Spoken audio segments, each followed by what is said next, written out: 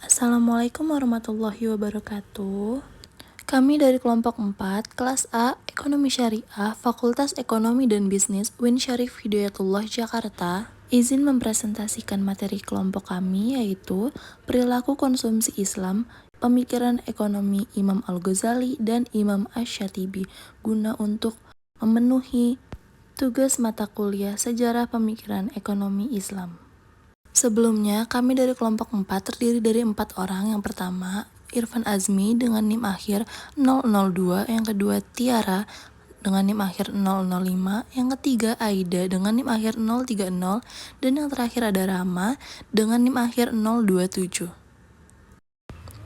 Baik, topik yang akan dibahas pada hari ini yang pertama ada biografi Imam Al-Ghazali serta karyanya, kemudian biografi Imam Asy-Syatibi serta karyanya, selanjutnya ada konsep pelarangan riba, selanjutnya konsep maslahat, kemudian implikasi maqasid syariah, dan yang terakhir adalah relevansi pemikirannya dalam konteks saat ini.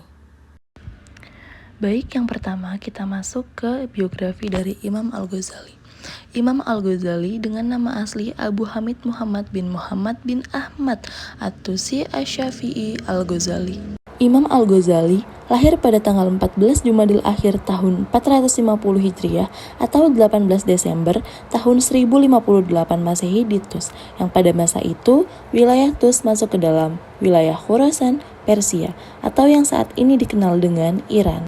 Orang tua dari Imam Al-Ghazali merupakan seorang pengrajin kain suf atau kain yang terbuat dari kulit domba yang kemudian dijual di kota Tusi. Sepeninggal ayahnya, Imam Al-Ghazali mendapatkan pendidikan awalnya di Tus. Beliau menghabiskan masa kecilnya di bawah bimbingan seorang sufi atau ahli tasawuf, yaitu Syekh Ahmad bin Muhammad Ar-Razakani yang juga merupakan teman ayahnya. Kemudian Ar-Razakani menganjurkan Al-Ghazali untuk menuntut ilmu ke guru-guru yang lain supaya proses pencarian ilmunya tidak stuck dan berhenti sampai di situ saja. Setelah itu, beliau melanjutkan perjalanannya ke daerah Jordan untuk mendalami ilmu yang telah didapatkannya dan juga menambah ilmu-ilmu baru seperti dasar-dasar tasawuf kepada Imam Nasir Al-Ismaili dan Syekh Yusuf An-Nasaj.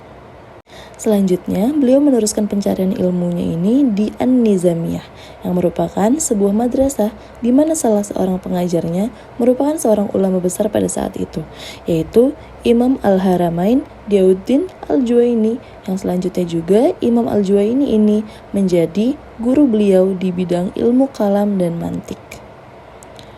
Di madrasah ini juga Al-Ghazali mempelajari macam-macam disiplin ilmu yang belum pernah beliau dapati sebelumnya, seperti teologi, hukum Islam, filsafat, logika, tasawuf, dan juga ilmu kalam. Setelah itu, beliau ditinggalkan oleh Imam Al-Juwaini. Kemudian beliau pergi menuju Askar untuk menemui Perdana Menteri Nizam Al-Mulk, yang pada saat di Askar, Nizam Al-Mulk melihat kecemerlangan dari Al-Ghazali. Kemudian Perdana Menteri pun merasa tertarik dan akhirnya menunjuk Al-Ghazali untuk mengajar di An-Nizamiyah, di mana madrasah tersebut telah melahirkan orang-orang besar pada tahun 484 Hijriah atau 1091 Masehi. Pada tahun yang sama, beliau diangkat menjadi guru besar di An-Nizamiyah. Selama mengajar di madrasah ini, beliau menyampaikan berbagai macam mata kuliah. Di sini beliau tidak hanya mengajar, tetapi juga sambil mempelajari dan mendalami filsafat Yunani, seperti yang terdapat di dalam pemikiran Al-Farabi, Ibnu Sina, Ibnu Miskawayh, dan Ikhwan Asy-Syafa. Beliau mempelajari dan mendalami ilmu ini secara otodidak. Setelah sekitar 4 tahunan mengajar di Madrasah An-Nizamiyah, Al-Ghazali mulai merasakan perasaan gelisah. Muncul rasa ragu di dalam dirinya. Al-Ghazali merasakan keraguan mengenai ilmu-ilmu yang selama ini telah ia pelajari dan diajarkannya. Tidak hanya terhadap ilmu yang telah diperoleh ataupun diajarkannya, tetapi beliau juga merasa ragu akan kebenaran dari karya-karya yang telah dihasilkannya. Karena hal tersebut, Imam Al-Ghazali tidak bisa meneruskan tugasnya mengajar di Madrasah An-Nizamiyah. Kemudian beliau memutuskan untuk meninggalkan jabatannya dan memutuskan untuk mencari kebenaran sejati dengan melakukan perjalanan dari satu daerah ke daerah lain. Daerah pertama yang beliau kunjungi adalah kota Damaskus. Di sana beliau menghabiskan waktu dengan kegiatan menyucikan jiwa seperti uzlah, riyadhah, dan mujahadah sebagai pengalaman dari ilmu-ilmu tasawuf yang telah diperolehnya. Setelah selamat 2 tahun berada di Damaskus, beliau meneruskan perjalanannya ke Bait al-Maqdis di Palestina untuk tujuan yang sama, yakni untuk mencari kebenaran sejati. Kemudian perjalanannya dilanjutkan menuju Makkah al-Mukarramah untuk ibadah haji dan juga ziarah ke makam Rasulullah SAW. Setelah semua yang telah dilakukannya, Al-Ghazali memutuskan untuk kembali ke kampung halamannya, Tus. Dan di Tus pun beliau tetap konsisten untuk mencari kebenaran sejati. Di Tus juga beliau mendirikan sebuah madrasah khankah atau tempat praktik suluk untuk mengajarkan ilmu tasawuf kepada murid-muridnya. Dan pada akhirnya di hari Senin 14 Jumadil Akhir 505 Hijriah atau 1111 Masehi, beliau kembali ke hadapan Sang Pencipta di usia 55 tahun. Selanjutnya adalah karya-karya dari Imam Al-Ghazali. Yang pertama adalah Al-Manhul min Ta'liqat Al-Ushul, kemudian ada Al-Wasit fi Al-Mazhab, kemudian ada Tahafut Al-Falasifah, dan yang terakhir adalah karyanya yang paling fenomenal, yakni Ihya Ulumuddin. Selanjutnya kita masuk ke biografi dari Imam Asy-Syatibi. Imam Asy-Syatibi dengan nama lengkap Abu Ishaq bin Musa bin Muhammad Al-Lakhmi Al-Gharnati Asy-Syatibi. Latar belakang kehidupannya belum banyak diketahui. Namun yang telah diketahui, beliau ini berasal dari suku Arab Lakhmi dan keluarganya berasal dari Syatiba, Spanyol bagian timur. Beliau ini besar dan memperoleh pendidikannya di Granada, ibu kota kerajaan Nasr, dan masa mudanya bertepatan dengan pemerintahan Muhammad fi al-Ghani billah.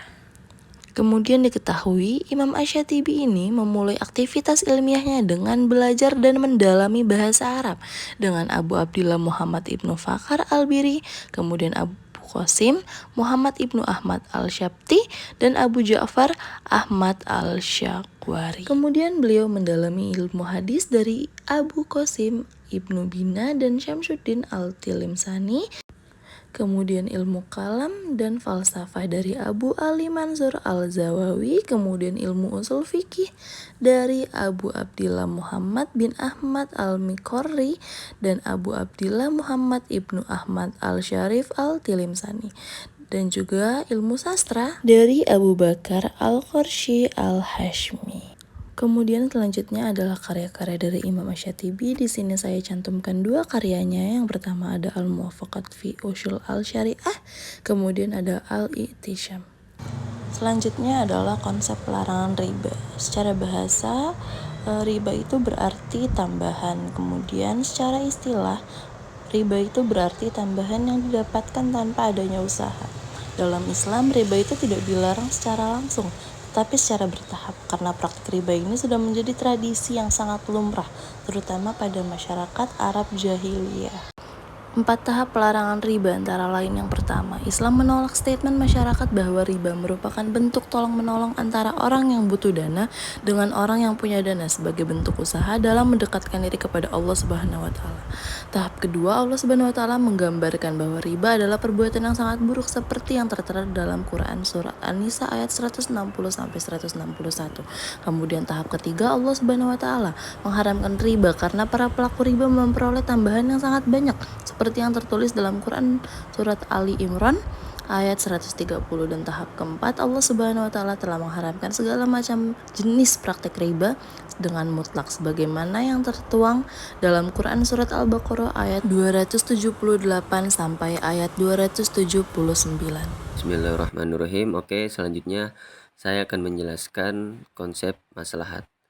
Maslahah merupakan konsep yang dijadikan sebagai pertimbangan utama dalam menyelesaikan masalah-masalah hukum Islam, karena asas yang terkandung dalam maslahah adalah pemeliharaan dari maksud objektif hukum atau maqasid al-syariah, yaitu pemeliharaan agama, jiwa, akal, keturunan, dan harta. Adapun konsep maslahah menurut Imam Al-Ghazali yaitu adalah yang paling dalam dan luas apabila dibandingkan dengan ulama usul yang lainnya.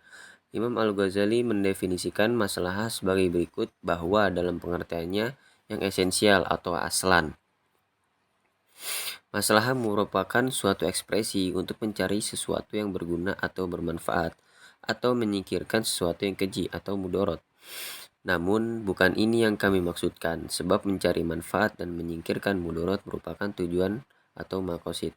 yang dimaksud oleh pencipta atau khalq dan kebaikan atau al-suluh dari ciptaan dalam merealisasikan tujuan-tujuan mereka. Dari uraian di atas dapat diketahui bahwa yang dimaksud dengan maslahat menurut Imam Al-Ghazali adalah upaya memelihara tujuan hukum Islam, yaitu memelihara agama, jiwa, akal, keturunan, dan harta benda. Adapun konsep masalah menurut Asy-Syatibi yaitu adalah dielaborasi panjang lebar ketika membahas maqasid al-syariah. Dalam kitab Al-Muwafaqat, ia menghabiskan kurang lebih sepertiga pembahasannya mengenai maqasid asy-syariah. Secara tegas, ia mengatakan bahwa tujuan utama Allah menetapkan hukum-hukumnya adalah untuk mewujudkan kemaslahatan hidup manusia baik di dunia maupun di akhirat. Asy-Syatibi berpandangan bahwa tujuan utama dari syariah ialah untuk menjaga dan memperjuangkan 3 kategori hukum, yaitu doruriyat, hajiyat, dan tahsiniyat. Tujuan dari masing-masing kategori tersebut adalah untuk memastikan bahwa kemaslahatan kaum muslimin baik di dunia maupun di akhirat terwujud dengan cara yang baik. Adapun kriteria maslahat menurut Imam Asy-Syatibi, yang pertama, ada nas yang tegas menunjukkan bahwa manusia diciptakan Tuhan untuk beribadah kepadanya dan menaati perintah dan menjauhi larangannya. Dan yang kedua, ada nas yang menunjukkan tercelanya orang yang melanggar perintah Allah dan berpaling darinya. Ia akan didera ancaman siksa di akhirat atas setiap pelanggaran. Dan yang terakhir, kenyataan empiris dan tradisi menunjukkan bahwa masalah keagamaan dan keduniaan tak dapat diperbolehkan jika kita menurutkan nafsu. Hal ini karena nafsu dapat membawa pertumpahan darah dan kebinasaan yang merupakan kontra kemaslahatan itu sendiri. Karena manusia sepakat mencela siapapun yang menurutkan nafsunya. Bahkan umat terdahulu yang tidak memperoleh syariat atau yang telah punah syariatnya berusaha mewujudkan kemaslahatan dengan jalan mencegah orang menuruti nafsunya. Baik, selanjutnya yaitu implikasi maqasid syariah dalam pembentukan teori perilaku konsumen. Ilmu ekonomi adalah ilmu yang mengajarkan manusia cara dalam memanfaatkan, mengelola, dan menggunakan sumber daya alam yang ada untuk memenuhi kebutuhan atau needs dan keinginannya atau wants. Kemudian, dalam ekonomi Islam, tujuan konsumsi adalah memaksimalkan maslahah. Nah, menurut Imam Syatibi, istilah maslahah itu maknanya lebih luas dari sekadar utility atau kepuasan dalam terminologi ekonomi konvensional. Nah, maslahah ini merupakan tujuan hukum syara' yang paling utama. Pada konsep ini, Islam dan konvensional sepakat bahwa kebutuhan untuk mempertahankan hidup adalah motif umum ekonomi.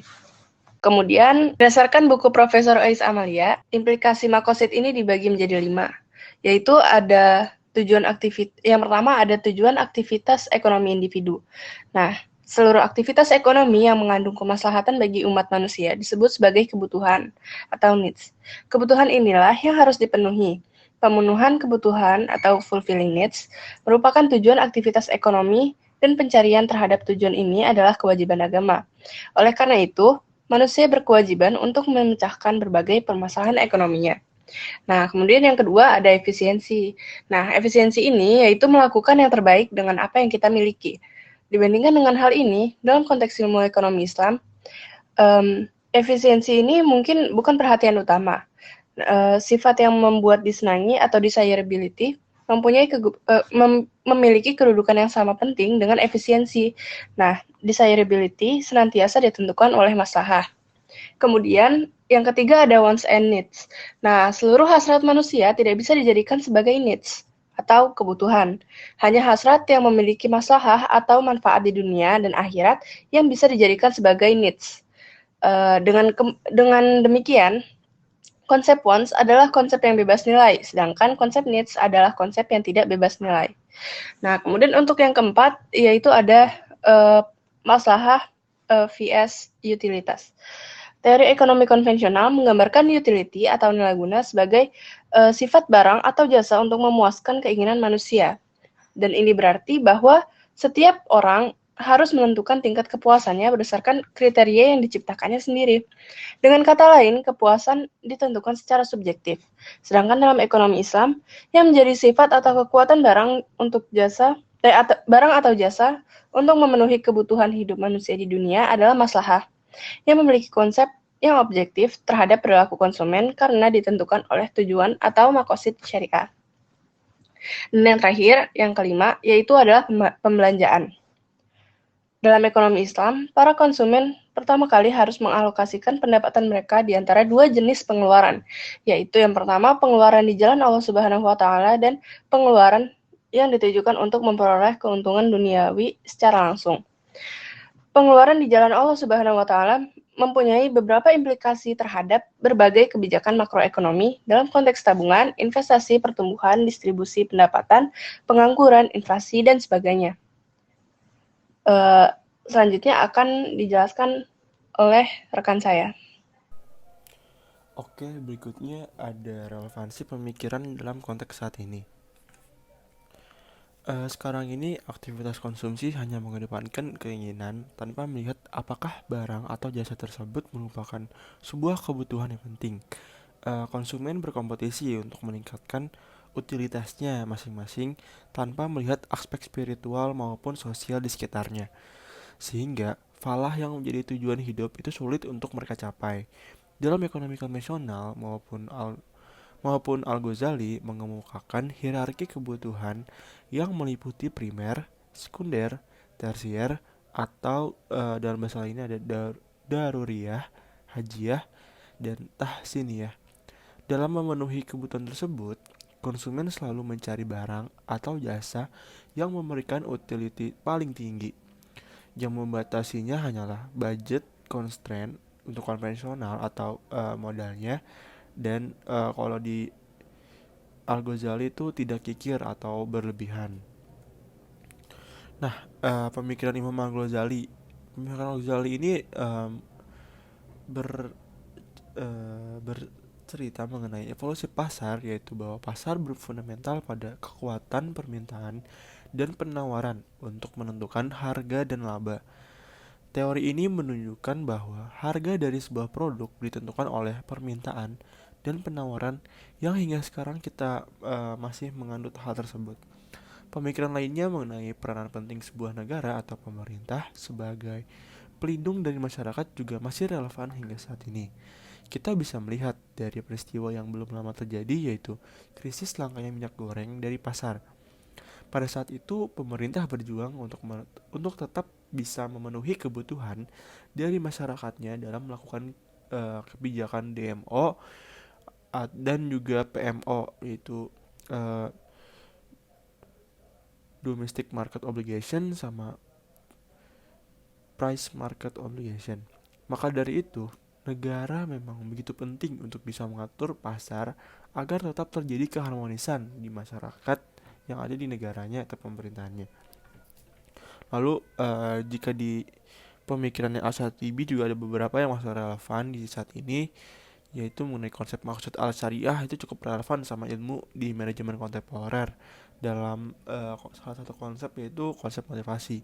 Dalam konsep motivasi ini ditelaah sebagai kondisi atas usaha keras yang tercipta dari dalam diri manusia dan diimplementasikan dengan keinginan, hasrat, dorongan, dan lainnya. Ini berkaitan dengan konsep maqasid al-syariah yang menggambarkan bahwa motivasi manusia dalam melakukan aktivitas ekonomi adalah untuk memenuhi kebutuhannya dalam definisi memperoleh kemaslahatan hidup di dunia serta akhirat. Oke, mungkin segitu aja dari kelompok kami. Selebihnya terima kasih. Thank you for watching and wassalamualaikum warahmatullahi wabarakatuh.